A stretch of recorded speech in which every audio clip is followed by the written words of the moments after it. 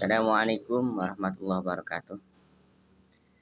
Salam jumpa kembali bersama saya Dr. Ade Esy Al-Amar pada materi fikih muamalah 1.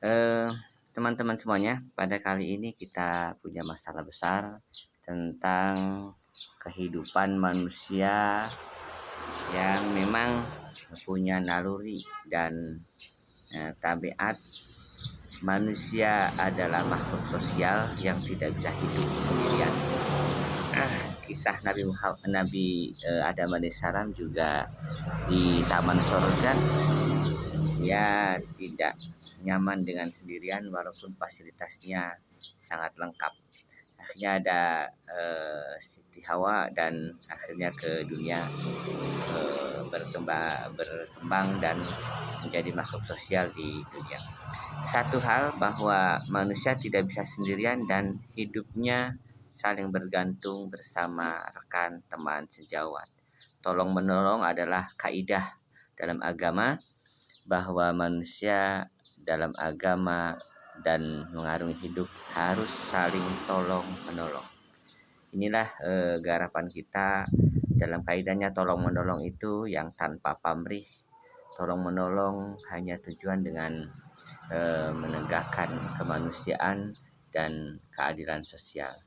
Ada satu istilah dalam fikih disebut dengan al-ariyah. Ariyah itu kata aro atau uro, itu artinya pinjam meminjam barang yang diambil manfaatnya oleh orang lain itu dengan seizin pemilik. Dengan konsekuensi logis, hanya manfaatnya aja diambil, habis itu dikembalikan lagi, gitu ya. Tapi kasusnya ada bahwa misalnya seorang mau minjam sendal ke masjid, kalau izin itu namanya ariyah. Tetapi kalau tidak izin itu namanya gosok. Kalau tidak dikembalikan namanya mencuri atau sarikoh. Ini istilah-istilah ini kita tahu dalam ilmu fikih. Gosok itu minjam, tapi tidak diketahui sama pemiliknya. Nah, dikembalikan lagi juga hanya sementara. Tapi ini jadi masalah besar. Oleh karena itu kita lihat tidak ke ranah gosoknya, tetapi ke ranah ariyahnya. Ariyah itu meminjam untuk diambil manfaatnya, tidak mengambil hak pemiliknya. Tetapi manfaatnya itu diambil orang yang meminjam dan asli barangnya dikembalikan, tidak habis dan tidak berkurang dan tidak hilang. Tapi yang jadi masalah, ada orang minjam korek api pentol. Yang jadi masalah, dia memakai korek api itu kan jadi habis. Nah, arya itu tidak habis barang masih.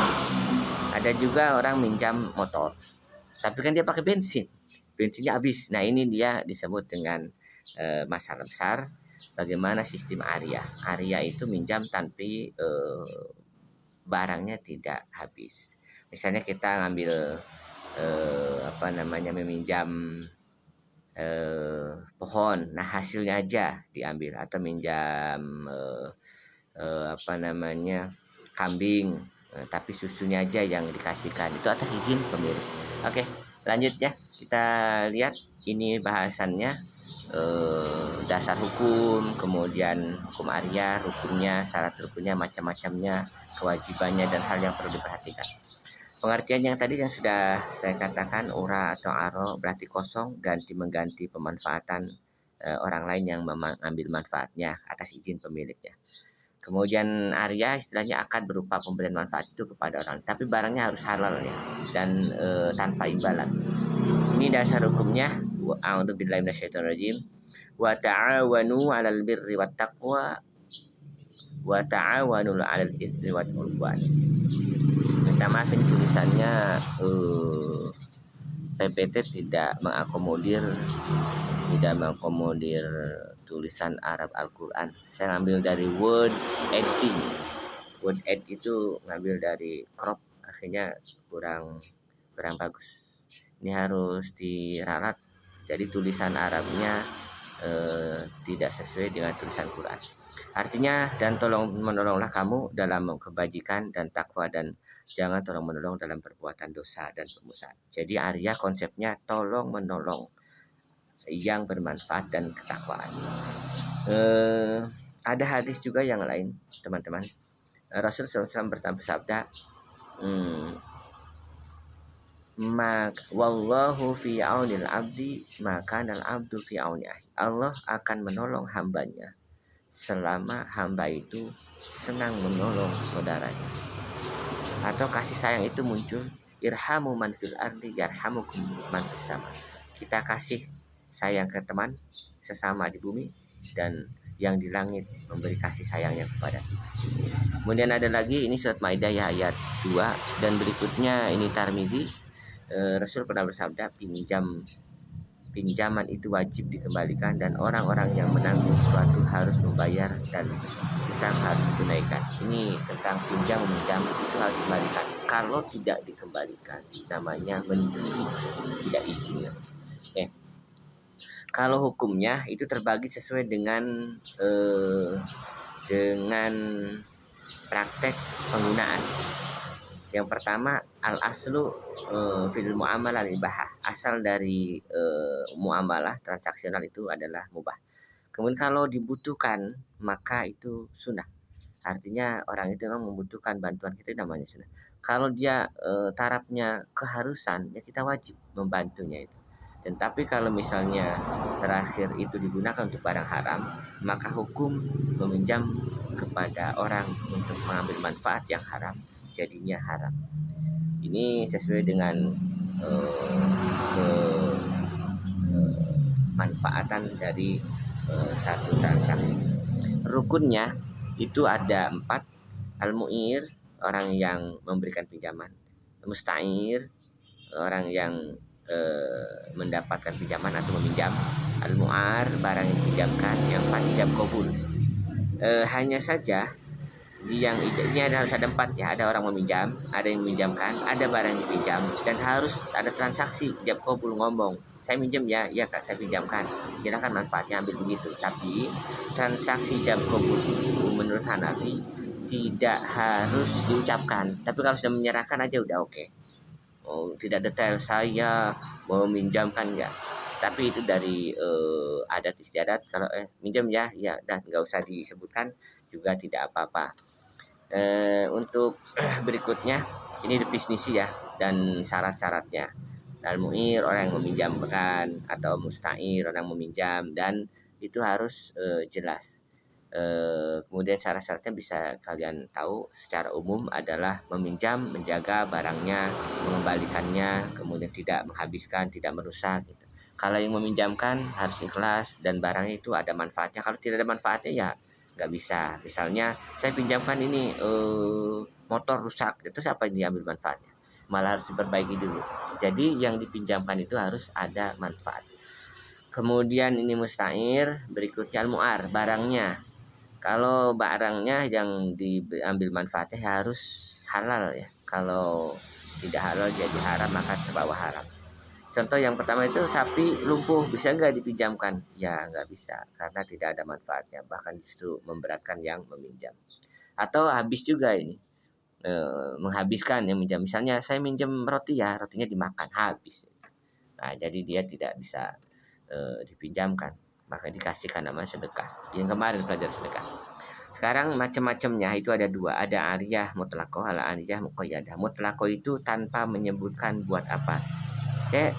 Boy, bro minjem motor ya. Ya, tidak menyebutkan mau kemana itu. Sebentar kok ya.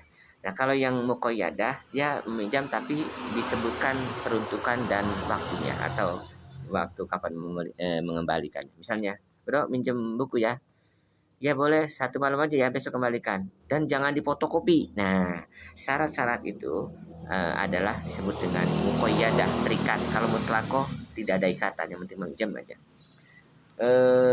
Kewajiban mu'ir dan musta'ir masing-masing ada. Di antaranya adalah memelihara barangnya, kemudian ikhlas, kemudian barangnya tidak rusak, harus tetap utuh, kemudian dikembalikan tepat waktu, kemudian bertanggung jawab ya, dan seakan-akan mengurusnya yang benar lah. Ini bisa dikembangkan.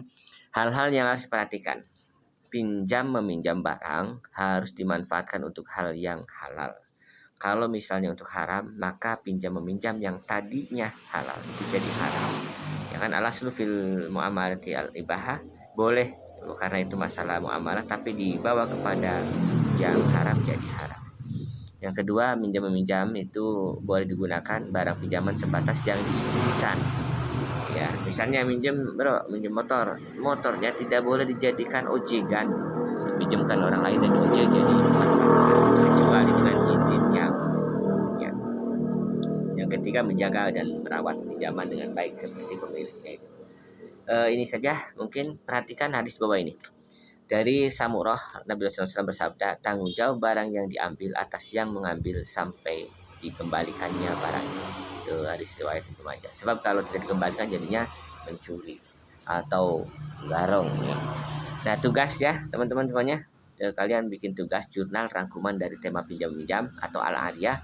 Kemudian poinnya, kalian bisa juga bikin studi kasus pinjam meminjam dan penyelesaiannya. Cari kasus di masyarakat, kemudian bagaimana cara penyelesaiannya menurut kacamata jurisprudensi Islam atau fikih. Kutip dari fikih sunnah, dan kalian bisa kirimkan atau baca di Google Classroom. Saya tunggu. Sampai jumpa. Assalamualaikum warahmatullahi wabarakatuh.